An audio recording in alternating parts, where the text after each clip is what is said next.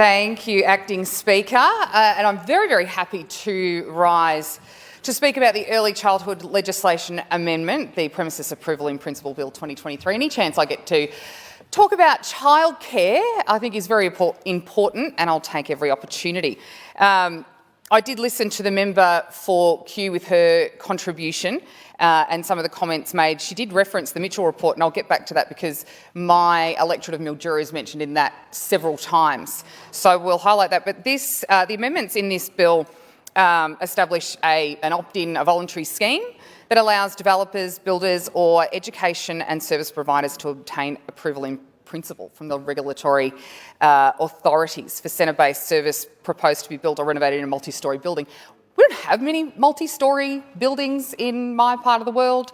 Not a huge amount of need for multi-storey buildings, particularly three levels and above. There's a few, but not in vast amounts. However, making amendments to allow more childcare is obviously desperately needed, and it is one that we support.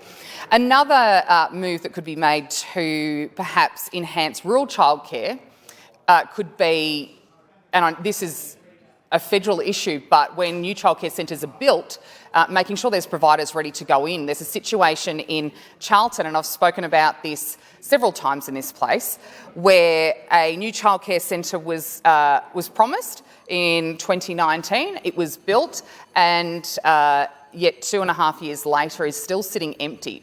And as the member for Kew illustrated, the workforce of women in particular that affects in a rural town like Charlton, who are in desperate need for teachers, for nurses, for accountants. There's a workforce on the ground there, but because there's no service provider in that centre, these women are unable to go back to work because the nearest daycare centres are in Snarned or Witchyproof or Donald, which means driving around the entire region for childcare. And then there is the staffing issue. Having one service provider so the staff are interchangeable between towns seems like a good idea, and we're working with the Bullock Shire Council at the moment to help establish a service provider for that centre, because it's really affecting the mental health of particularly the teachers in the town that understand that there is a huge need.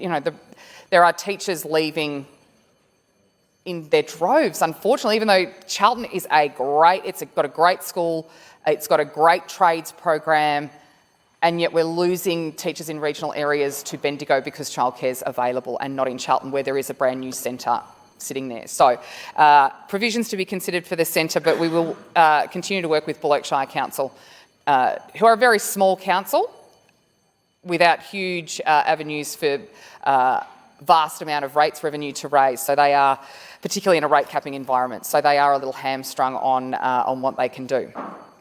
But the member for Kew also mentioned the Mitchell Institute, and the electorate of Mildura in its entirety, having zero vacancy rates, was identified in that report from the Mitchell Institute, particularly in Redcliffs. Again, it's one of those issues where we don't actually have a centre there, and Redcliffs is 20 minutes, half an hour from the nearest centre. So if parents or carers are living and working in Redcliffs, having to go into Mildura an hour each way is obviously very, very inconvenient. So another thing that Mildura Rural City Council I know are working very hard on, and will be of any of assistance that we can.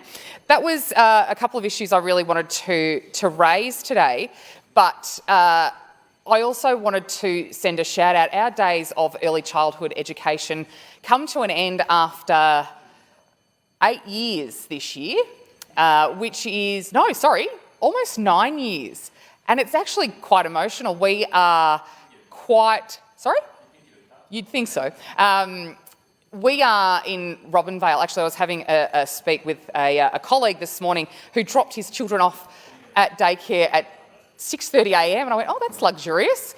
Our childcare in Robinvale doesn't open until 8:30 and closes at 5, which is great. We have a childcare centre there run by Murray Valley Aboriginal Co-op, and we are very spoilt with this childcare centre, very, very spoilt. As a member for Box Hill was talking about language program, this childcare centre being run by the local Aboriginal co-op, actually have had over the years, the past 9 or 10 years that we've been involved with the centre, have had opportunities to teach children the language of the traditional owners, the Latchi Latchi, the Tatty Tatty, which has been fantastic, and teach them about culture and the history of the country that we live on.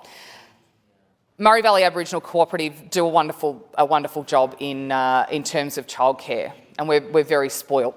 We really are. So the educators within the centre are absolutely phenomenal. We've been lucky enough to have some staff there that have cared for my eldest son and my youngest son. So we have several long-serving staff, and it's great, the programs that they put in place there to train young Aboriginal women in particular and get them into the workforce is just fantastic. It's a really good model. And the continuity of care and the relationships that not only the boys have developed with their educators, but the entire family. And it is coming to an end at the end of the year, so it is quite emotional. So we'll have to celebrate it in one way or another. But like I said, any opportunity that I get to go into bat for early childhood in the regions, and particularly in rural isolated towns, I will take, because it is desperately needed and would open up, so many opportunities if we could get our women, mothers in particular, that are desperately seeking to go back to work, if they could do that, if it was just a matter of childcare and available spaces. So I'll continue to do that. But as has been stated, the amendments in this bill are supported by those on this side.